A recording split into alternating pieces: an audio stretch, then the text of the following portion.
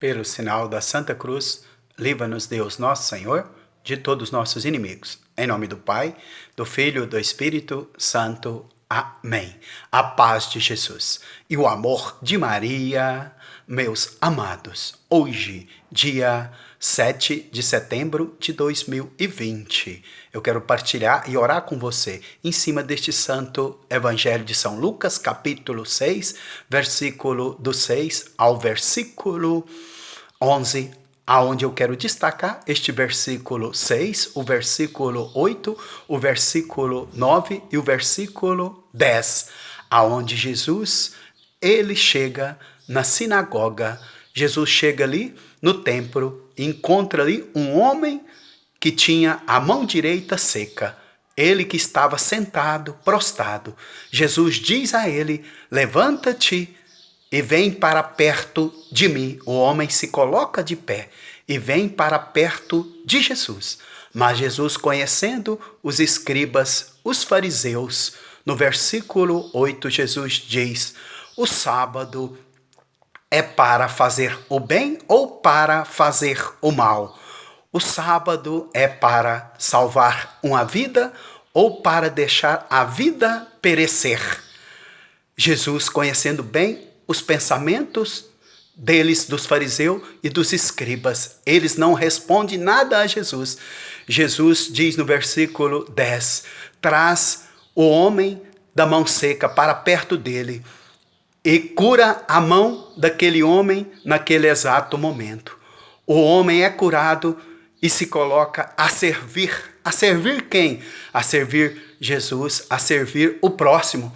Como fala Eclesiástico 4, versículo 36, que nós não tenhamos a mão aberta para receber, mas fechada para dar.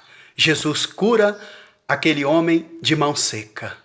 Como fala Marcos capítulo 2, versículo 17. Jesus veio para salvar aqueles que está doente, aqueles que está perdido. Jesus diz que quem precisa de médico são os doentes. O sadio não precisa de médico. Jesus veio para salvar os doentes, para salvar aqueles que estão perdidos, sem norte, sem rumo, aqueles que se encontram numa escuridão. Jesus, ele veio para me salvar, para te salvar, para nos salvar. Mas nós temos que fazer como aquele homem que estava ali sentado, prostrado. Nós temos que levantar e ir até Jesus, o primeiro passo. Fazer como aquele homem fez, levantar-se, colocar de pé e ir até Jesus, porque Jesus está me chamando, está te chamando, como chamou aquele homem de mão seca. Nós temos que ir até Jesus, o primeiro passo. O segundo passo, nós temos que ouvir Jesus. O segundo passo, ouvir Jesus, ouvir a palavra dele. O terceiro passo, obedecer ele, obedecer a palavra dele. Jesus, ele te chama e me chama, ele quer me curar, ele quer te curar, ele quer nos curar, como fala 1 Pedro capítulo 1, versículo 17 a seguir.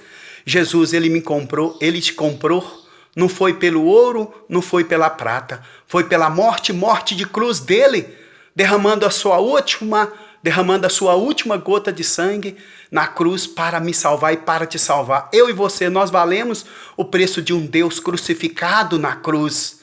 Como fala 1 Pedro capítulo 2, versículo 9, Jesus nos resgatou das trevas. Jesus nos salvou das trevas. Ele quer novamente te salvar e me salvar, porque o pecado nos leva novamente para as trevas. E o que é que está precisando de ser ressuscitado em você e em mim? Aquele homem era a mão dele seca direita. Talvez você, é o nosso coração, que precisamos agora de um transplante, para que o Senhor venha agora fazer este transplante. Eu e você temos que levantar, ir até ele. Nós temos que ouvir ele, nós temos que obedecer ele. Jesus quer fazer este transplante no seu coração, no meu, tirar do nosso coração contrariedade, mágoa, ódio. Ele quer ressuscitar o seu coração, colocar no seu coração, no meu coração, uma esperança nova, uma fé nova, sonhos novos.